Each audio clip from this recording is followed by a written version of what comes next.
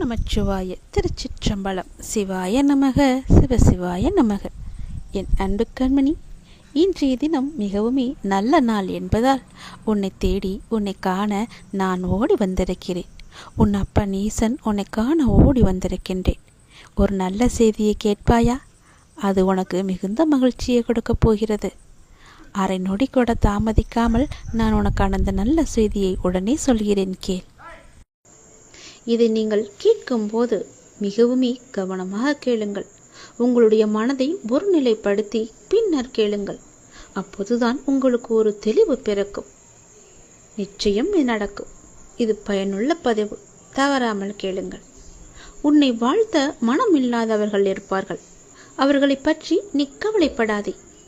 நீ எதை செய்தாலும் அதில் ஒரு குறையை கண்டுபிடிக்கக்கூடிய மனிதர்களும் இருந்து கொண்டுதான் இருப்பார்கள். அதையும் நீ பெரிது பண்ணாதே. உன்னுடைய லட்சியம் எதுவோ அதை நோக்கி உன்னுடைய பயணம் இருக்கட்டும். அந்த பயணத்திலேயே நீ போய்கொண்டிரு. ஒன்றை மட்டும் நீ தெரிந்து கொள். ஒவ்வொரு மனிதனும் தனித்தனி ஜென்மங்கள், தனித்தனி பிறவிகள், தனித்தனி ஆன்மாக்கள். அவர்களுக்கென்று தனித்தனி ஆசபாசங்கள் எல்லாம் இருக்கும், குணங்களும் இருக்கும். அதன் வழியில்தான் அவர்களின் பயணமும் இருக்கும். அவர்களை ஒழுங்குபடுத்துகிறேன் என்று வேதனைகளை நீ சுமந்து கொள்ளாதே. அவர்கள் போகும் வரை போய்கொண்டே இருக்கட்டும். போய் ஒரு அனுபவத்தை பெற்ற பின் திரும்பி வருவார்கள். அதுவரை நீ பொறுமையாக இருக்க வேண்டும். அவர்கள் போன பாதை நல்லதா கெட்டதா என்பதை அவர்களாக உணர்ந்தால்தான் அவர்களுக்கு ஒரு உண்மை தெரியும். அந்த உண்மையை நீ முன்கூட்டியே சொன்னால் உன்னை அவர்களுக்கு பிடிக்காது. இதுதான் வாழ்க்கையின் தத்துவ உண்மையும் கூட. அவர்களது பூர்வ புண்ணியத்தின் அடிப்படையில் தான் அவர்களின் குணங்களும் செயல்களுமே இருந்து கொண்டிருக்கும். அது உடன் பிறந்தவர்களாக இருந்தாலும், நண்பர்களாக இருந்தாலும், கணவன் மனைவியாக இருந்தாலும், பெற்ற குழந்தைகளாக இருந்தாலும், பேரன் பேத்திகளாக இருந்தாலும், எந்த உறவாக இருந்தாலும் அவர்களது பிறவி குணம் ஒருபோதும் மாறாது. எதை செய்ய இந்த பூ உலகிற்கு வந்தார்களோ அதை செய்வதுதானே அவர்களின் விதி. அதை நீ மாற்றி அமைக்க முடியுமா? ஒதுங்கி நின்று வேடிக்கை மட்டும் பார். வந்த பாசத்தில் உள்ளே விழுந்து அறிவுரை சொல்லுகின்றேன் என்ற கெட்ட பெயரை சம்பாதித்துக் கொண்டிருக்காதே. அவர்களுக்கு அனுபவம்தான் குரு. அந்த அனுபவம் ஏற்பட்ட பிறகு தன்னை மாற்றிக்கொள்வதற்கு அவர்களுக்கு விதி இருந்தால் தன்னை திருத்திக் கொள்வார்கள். அதுவரை நீ பொறுமையாக இரு. செயற்கையாக ஒரு குணத்தை உருவாக்கி உன்னிடம் அன்பை காட்டினாலும் தான் யார், தன்னுடைய குணம் என்ன என்பதை ஒரு நாள் நிச்சயம் வெளிப்படுத்தி விடுவார்கள். எதையும் ஏற்றுக்கொள்ளும் பக்குவத்தோடு இருந்து கொள்ள நீ பழகிக்கொள். நாம் வந்து போகும் உலகத்தில் பிறந்திருக்கின்றோம். அவரவர்களுக்கு என்ன வேஷம் கொடுக்கப்பட்டிருக்கின்றதோ அதைதான் செய்து கொண்டும் இருக்கின்றோம். அதை தவிர நாம் வேறு எதையும் செய்து காட்ட முடியாது. எல்லையில்லாத அன்பை வைத்திருந்தேன், என்னை ஏமாற்றி விட்டார்கள் என்று புலம்பிக் கொண்டிருக்காதே. கடலுக்கும் ஒரு எல்லை வைத்திருக்கிறான் கடவுள். அதையும் மீறி சில வேளைகளில் இறைவன் வகுத்த எல்லையை கடல் தாண்டி விடுகிறது. அதுபோல இயற்கையின் சுபாவங்களைப் போல் மனிதன் இயற்கை சுபாவங்கள் சில நேரங்களில் தங்களை வெளிப்படுத்திவிடும். நீ உன்னை எப்படி வைத்துக் கொள்ள வேண்டும் என்று நினைக்கின்றாயோ அப்படி வைத்துக்கொண்டு நீ வாழ பழகிக்கொள். அதில் நன்மை வந்தாலும் தீமை வந்தாலும் உனக்கு அது ஒரு அனுபவம் கிடைக்கும். அதை வைத்து உன்னையும் நீ திருத்திக் கொள்ளலாம். இன்பமானாலும் துன்பமானாலும் அதை நீயே சந்திக்க கற்றுக்கொள். அதை பகிர்ந்து கொள்வதற்கு ஒரு துணையை தேடாதே. உன் இன்ப துன்பத்தில் பங்கு பெறுவதற்கு இந்த பிரபஞ்சத்தில் ஒருவர் பிறந்திருந்தால் நிச்சயம் அவர் உன்னை கைவிடாமல் உன்னோடு சேர்ந்தே பயணிப்பார். அது உன் பிறவி பிராப்தத்தை பொறுத்து இருக்கின்றது. அப்படி அது நடந்துவிட்டால் எந்த சூழ்நிலையும் உன்னோடு இணைத்து இருப்பார். இணைந்தே வாழ்ந்து கொண்டிருப்பார். நீ பெண்ணாக இருந்தாலும் ஆணாக இருந்தாலும் வரும் துன்பத்தை எதிர்கொள்ளக்கூடிய ஆற்றலை நீ உருவாக்கிக்கொள். மனிதன் மீது வைக்கும் நம்பிக்கையை விட இறைவன் மீது வைக்கும் நம்பிக்கையை நீ அதிகரித்துக்கொள். உன் கண்ணீரும் உன் கவலையும் உன்னை பலவீனமாக காட்டிவிடும். அழுவதாலும் சோர்ந்து போவதாலும் ஒன்றும் நடக்கப் போவதில்லை. எப்படி இருந்தாலும் நீதான் அந்த சுமையை சுமந்தாக வேண்டும். அழுது சுமப்பதை காட்டிலும் ஏற்று சுமப்பது உனக்கு சிரமம் இல்லாமல் இருக்கும். தைரியமும் தன்னம்பிக்கையும் தான் ஒரு மனிதனை உலகத்தில் வாழ வைக்கும் என்ற உண்மையை நீ உணர்ந்து கொள். இந்த பக்குவத்தை நீ அடைந்து விட்டால் எந்த துன்பமும் உன்னை நெருங்காது என்பதை நீ உணர்ந்து கொள். இந்த பதிவை நான் உங்களுக்கு சொல்கின்றேன். அதை நீங்கள் பத்திரப்படுத்தி உங்களுக்கு நேரம் கிடைக்கும் பொழுதெல்லாம் மீண்டும் மீண்டும் ஒரு முறை கேட்டு பாருங்கள். இதை நீ முழுவதுமாக கேட்டிருந்தால் உன்னுடைய வாழ்க்கையில் ஒரு தெளிவு கிடைக்கும். எது நடக்காது, எதை பற்றி நாம் தூக்கி வைத்து கொண்டு கவலைப்பட்டு கொண்டிருக்கின்றோம் என்ற பல விஷயங்களுக்கு, உன்னுடைய பல கேள்விகளுக்கு நிச்சயம் இதில் விடை இருக்கிறது என்பதை நீ உணர்ந்திருப்பாய். உன் உழைப்பையும் அன்பையும் பிறர் தவறாக பயன்படுத்தும் போதோ அல்லது பலனை பிறர் அனுபவிக்கும் போதோ நீ வருத்தப்படாதே. அவர்கள் உன் கர்மாக்களையும் பாவங்களையும் அனுபவித்து உன் கர்ம வினைகளை விரைந்து முடிக்கவே அப்படி செய்து கொண்டிருக்கின்றார்கள். நான் தான் அவர்களை அனுப்பி வைத்திருக்கின்றேன். அந்த சமயத்தில் உனக்கு வருத்தம் அளித்தாலும் உன் கர்ம வினைகள் குறைகிறது என்று நீ நிம்மதிக்கொள். எந்த சூழ்நிலையிலும் இழந்து போனதையும் தொலைத்து விட்டதையும் எண்ணி நீ மனதில் கவலை கொள்ளாதே. நடப்பவை யாவும் நன்மைக்கு என்று நம்பிக்கையுன் உன் லட்சியத்தை நோக்கி நீ முன்னேறிச் செல். எல்லாம் நன்மைக்கே என்று சொல்கிறீர்களே, ஆனால் என் வழிகள் அப்படியேதானே இருக்கின்றது. எந்த நன்மையும் எனக்கு நடக்கவில்லை என்கிறாயா? நீ கொஞ்ச நாள் பொறு. உன்னுடைய வேண்டுதல் நிச்சயம் பலிக்கப் போகிறது. நீ அனுபவிக்கும் துயரங்களையே பெரிதாக நினைத்து போராடி கொண்டிருக்கின்றாய். அது உன்னை தாக்காமல் இருக்கவே நான் இங்கு போராடி கொண்டிருக்கின்றேன். அது உனக்கு தெரிய வாய்ப்பே கிடையாது. அதனால்தான் நான் அடிக்கடி கூறுகின்றேன், முடிந்தவரை எல்லோருக்கும் நல்லதே செய்யென்று, எதற்காகவும் அஞ்சாதே என்று. ஏனென்றால் உன்னோடும் உன் குடும்பத்தோடும் நான் இருக்கின்றேனே. இன்பமும் துன்பமும் நிலையற்றவைதான். அது எல்லோருக்கும் மாறி மாறி வந்து கொண்டுதான் இருக்கும். இன்று இருப்பது நாளை மாறிவிடும். எனவே நீ மனம் கலங்காமல் இரு. இன்றைய துன்பத்தை நினைத்து நாளைய இன்பத்தை நீ தொலைத்து விடாமல் இருக்க வேண்டும். அதற்காகத்தான் சொல்கிறேன். உனது நலனை விரும்புகின்ற நான் உனக்கு நன்மையை மட்டும்தான் செய்வேன் என்பதில் நீ உறுதியான நம்பிக்கையோடு இரு. கவலையே படாதே. நான் இருக்கின்றேன்.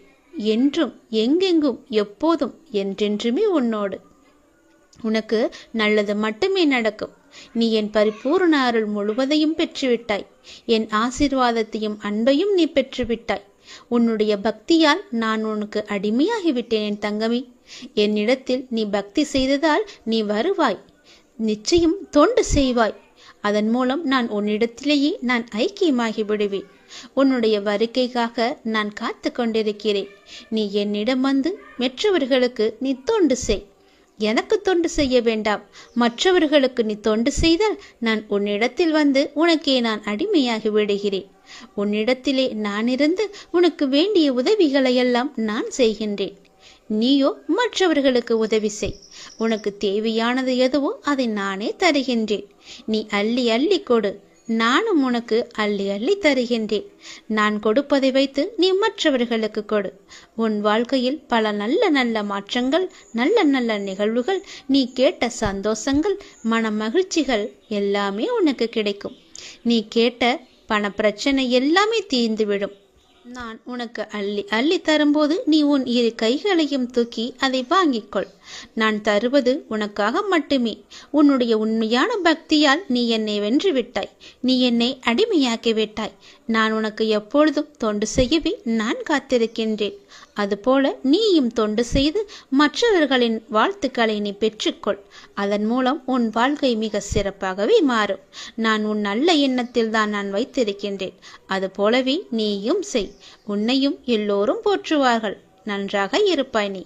திருச்செந்தூர் முருகன் நான் உனக்கு அள்ளி அள்ளி கொடுக்கப் போகின்றேன்.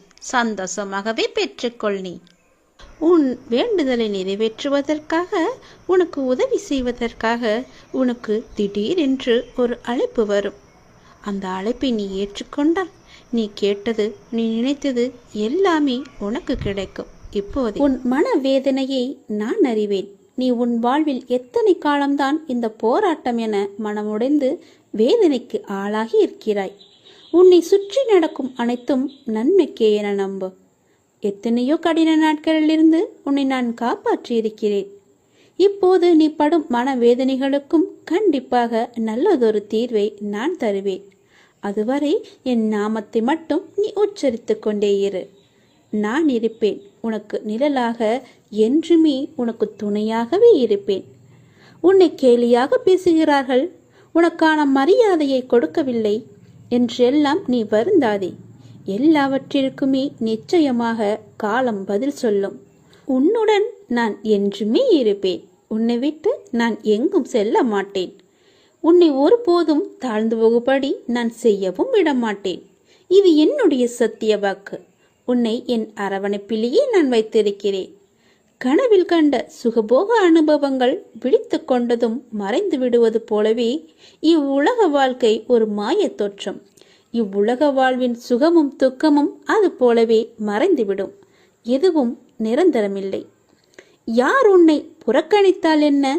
இந்த பிரபஞ்சம் எப்போதும் உன்னை தன் அன்பால், கருணையால் அரவணைத்து கொண்டிருக்கிறது. சூரியனாக இருக்கட்டும், சந்திரனாக இருக்கட்டும், என்றாவது உன்னை புறக்கணித்து தன்னுடைய ஒளியை உனக்கு தர மறுத்திருக்கிறதா? இயற்கை ஒருபோதும் உன்னை புறக்கணிப்பதில்லையே. உன் மீது எல்லையில்லா கருணை கொண்டிருக்கும் இயற்கையை மறந்து நீ மனிதர்களின் புறக்கணிப்பு குறித்து கவலை கொள்கிறாயே. ஏன்? அது மனிதன் வேலை, அது மனதின் வேலை. உண்மையில் எத்தனையோ மனிதர்கள் உன்னை புறக்கணிப்பது உண்டு. எத்தனையோ மனிதர்களை நீயும் புறக்கணித்திருக்கிறாய். அப்படி இருக்கையில் எல்லா புறக்கணிப்புகளும் உனக்கு வலியை தருவதில்லையே. சில மனிதர்களை மனம் கூழாங்கற்களாக நினைக்கிறது. சில மனிதர்களை மனம் விலையுயர்ந்த வைரம் போல் மிக உயர்வாக நினைக்கிறது. அவர்களின் அன்பிற்கும் அங்கீகாரத்திற்கும் ஏங்குகிறது. கூழாங்கற்களின் புறக்கணிப்பு வலியை தருவதில்லை. வைரத்தின் புறக்கணிப்பு வலியை தரும். இது மனதின் உயர்வு தாழ்வு மனப்பான்மையினால் விளைகிறது. அதனால் பிறரை உயர்வாக கருதும் போது உன்னை நீயே தாழ்வாக கருதுகிறாய். பிறரை தாழ்வாக கருதும் போது உன்னை நீயே உயர்வாக கருதி கொள்கிறாய். உன்னை நீ தாழ்வாக கருதும் தருணத்தில் வரும் புறக்கணிப்பு தான் உனக்கு வலியை தருகிறது. உன்னை உயர்வாக கருதும் தருணத்தில் வரும் உனக்கு உடைய புறக்கணிப்பு வலி இல்லாமல் உன்னால் எளிதாக கடந்து செல்ல முடிகிறது. இவை அனைத்தும் உன் மனதின் கற்பனை நிலைப்பாடே. உண்மையில் இயற்கையில் அத்தகைய உயர்வு தாழ்வு எதுவுமே கிடையாது. சிறு புல்லும் பெருஞ்சூரியனும் இயற்கையில் சமமாகவே இருக்கின்றன. ஆக இப்போது உனக்கு தேவை சமமான பார்வைதான், சமநோக்கு பார்வை. நீ நன்றாக தியானம் செய், இயற்கையை நேசி. உன்னுடைய வழிகள் எல்லாம் மறையும். பாராட்டுக்காக இயங்கும் நேரத்தில் நீ எத்தனை பேரை பாராட்ட மறந்திருக்கிறாய் என்று எண்ணிப்பார். இது இயல்பே என எண்ணு. வேகமாக சென்று கொண்டிருக்கும் போது பார்க்கும் இயற்கை அழகை நின்று பார்க்க நேரம் இருப்பதில்லை. அதற்காக இயற்கை தம் அழகை குறைத்து கொள்வதில்லை. அது அதனுடைய இயல்பாய் இருக்கிறது. அதுபோல் இயல்பாய் உன்னுடைய கடமையை செய். எல்லாமே மாறும்.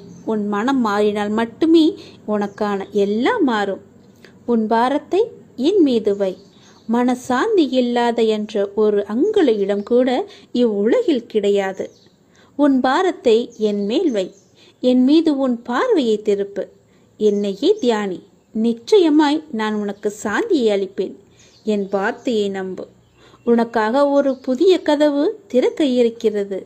தற்போது நீங்கள் எதிர்கொண்டு இருக்கும் சவால்கள் எல்லாம் முடிவுக்கு வர உள்ளன. திடீரென அவசரமான வாய்ப்புகளும் வழி தெளிக்கும் ஆசீர்வாதங்களும் உனக்கு கிடைக்கப் போகிறது. பொறுமையாக இரு. என் நேரத்தை நீ நம்பு. உனக்கான நல்ல நேரத்தை நான் உருவாக்கி கொண்டிருக்கிறேன்.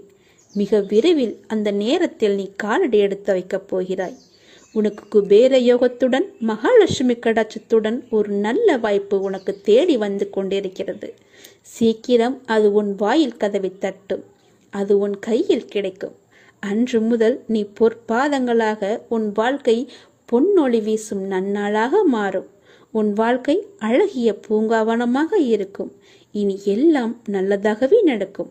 நீ தொட்டது எல்லாம் பொன்னாகும் நேரம் வந்து விட்டது. என் வார்த்தையை நம்பு. என் சொல்படி நட. நான் உனக்கு சொல்வது எல்லாமே உன்னுடைய நன்மைக்குத்தானே. பிறகு எதற்காக என் மேல் இப்படி நீ நினைத்து கொண்டிருக்கிறாய்? அப்பா நடத்துவாரா நடத்த மாட்டாரா என்று ஏன் யோசிக்கிறாய்? உனக்கு எல்லாம் நல்லதாகவே நடக்கும். நான் நடத்தி காமிக்கிறேன். நல்ல காலம் உனக்கு பிறந்து விட்டது தங்கமி. இனி நடக்கப் போவது எல்லாமே நன்மையாகவே இருக்கப் போகிறது. நீ செய்வது எல்லாமே நன்மையிலேயே முடியப் போகின்றது. ஏனென்றால் உன்னுடைய பாவ காலம் எல்லாமே முடிந்து விட்டது. புண்ணிய காலம் ஆரம்பித்து விட்டது. நீ செய்த புண்ணியத்திற்கேற்ப நல்ல நல்ல பலன்கள் எல்லாம் உன் வாழ்வில் நடக்கப் போகின்றது. மனதில் ஏற்படும் தேவையற்ற சஞ்சலங்களை கண்டு கொள்ளாமல் நீ விட்டு விடுவதுதான் உனக்கு நல்லது. ஏனென்றால் நல்ல காலம் பிறந்து விட்டதல்லவா? சஞ்சலங்களை மனதில் வைத்துக்கொண்டு அந்த நல்ல காலங்களை நீ அனுபவிக்க வேண்டும். அதை தவற விட்டு விடக்கூடாதல்லவா? அதற்காகத்தான் சொல்கிறேன். உன் மனம் சஞ்சலத்தில் இருந்தால் அதை கண்டு கொள்ளாமல் விட்டுவிடு. நல்ல நேர்மறை சிந்தனைகளோடு உனக்கு என்ன வேண்டும் என்பதில் மட்டும் நீ தெளிவான முடிவோடு உன் வாழ்க்கையை எதிர்கொள்ள தயாராக இரு. எல்லாமே நல்லபடியாகவே நடக்கும். உன் மனதில் ஏகப்பட்ட குழப்பங்கள் இருக்கின்றது. அந்த குழப்பத்திலிருந்து நீ எப்படி வெளிவர வேண்டும் என்பதை நான் சொல்கிறேன். அதன்படியே நீ நடந்து கொள். உன்னுடைய எதிர்காலம் மிக சிறப்பாக நல்லபடியாக இருக்க நீ சில முடிவுகளை துணிந்து எடுக்க இருக்கின்றாய். அதனால் உனக்கு நன்மை நடக்குமா நடக்காதா என்ற குழப்பத்திலும் நீ இருக்கின்றாய். கவலையப்படாதே. நீ எடுத்த முடிவு சரியானதே. எனவே நீ எடுத்த முடிவை பற்றி கவலைப்படக்கூடாது. இனி அதில் சில பயணங்கள் வரப்போகின்றது. பல பல மாற்றங்கள் வரப்போகிறது. அது உன் வாழ்வில் நல்லதாகவே நடக்கப் போகிறது. எல்லாம் உனக்கு நன்மையே செய்யும். அதனால் அதை பற்றி குழப்பாமல் மனதை போட்டு வருத்தி கொள்ளாமல் நீ எப்போதும் என்னுடைய நாமத்தை மட்டும் உச்சரித்து கொண்டே இரு. அது உன்னை எல்லா ஆபத்திலிருந்தும் காத்துவிடும். கலங்காதே. எப்போதெல்லாம் உனக்கு உன் மனதில் பயம் தோன்றுகிறதோ அப்போதெல்லாம் என்னுடைய நாமத்தை நீ சொல்லி வா. மற்றவர்கள் உன்னை பற்றி பேசுவதை நீ கவனத்தில் கொள்ளாதே. மற்றவர்கள் வாயை நம்மால் அடைக்க முடியாது. அதனால் நம் காதை அடைத்துக் கொள்ளலாம் அல்லவா? நம் காதை அடைத்து கொண்டு அதன்படியே நீ போ. உன் மனதிற்கு என்ன தோன்றுகிறதோ அதன்படியே செய். உன் வாழ்க்கையில் எது சரியானதோ அதை நீ செய்து வா. நான் இருக்கின்றேன் உனக்கு. உனக்கு நல்லது நடக்க நான் அமைத்து தருகிறேன் எல்லாவற்றையும் உனக்கு சாதகமாக. உன்னுடைய மன வருத்தம் மாறும். சில அற்புத நிகழ்வுகள் அடுத்தடுத்து உன் வாழ்வில் நடக்கப் போகின்றது. நான் உன்னை ஒருபோதும் கைவிட மாட்டேன். நீ கேட்டவற்றை உனக்கு நான் கிடைக்கச் செய்வேன். நன்மையும் தீமையும் மாறி மாறி வந்து கொண்டுதான் இருக்கும்.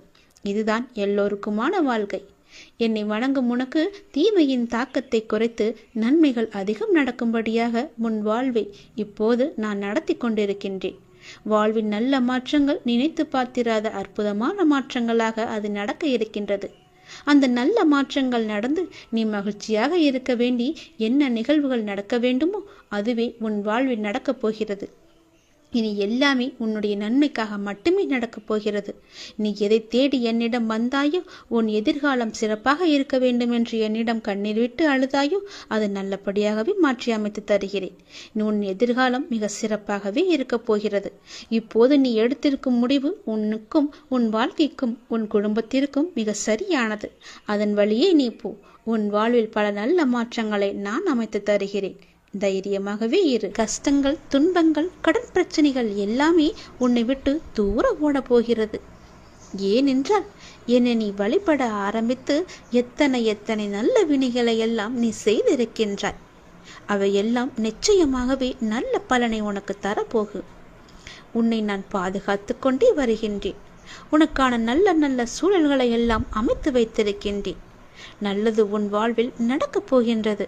நிச்சயமாகவே உன்னுடைய வாழ்க்கை எண்ணி நீ மகிழ்ச்சியில் துள்ளி குதிக்கப் போகிறாய். நான் இருக்கின்றேன். எதற்கும் நீ பயப்படாதே. நான் உன்னை என் கைக்குள் அரவணைப்பாக வைத்து பாதுகாத்து கொண்டிருக்கிறேன். என்னை மீறிதான் எதுவாக இருந்தாலும் உன்னை நெருங்கும். அது நன்மையாக இருக்கட்டும், தீமையாக இருக்கட்டும், என்னை மீறிதான் அது உன்னிடம் வரும். சொல்வது எல்லாமே உன்னுடைய எதிர்கால வாழ்வை என்னைதான் நான் சொல்லிக் கொண்டிருக்கின்றேன்.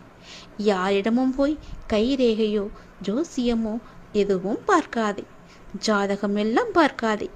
ஏனென்றால் உன்னை படைத்தவன் நான். உன்னை படைத்தவ எனக்கு எது எப்போது எங்கே தர வேண்டும் என்பது மட்டும் எனக்கு தெரியாதா? தேவையில்லாமல் உன் விதியை மாற்றுவேன் என்று சொல்லி பலரிடம் போய் நீ ஏமாந்து நிற்காதே. உன் விதி என்னுடைய கையில் இருக்கிறது. உன்னுடைய வாழ்க்கை என்னுடைய கையில் இருக்கிறது. அதை நல்லபடியாக மாற்றி அமைப்பது என்னுடைய பொறுப்பு. சந்தோஷமாக இரு.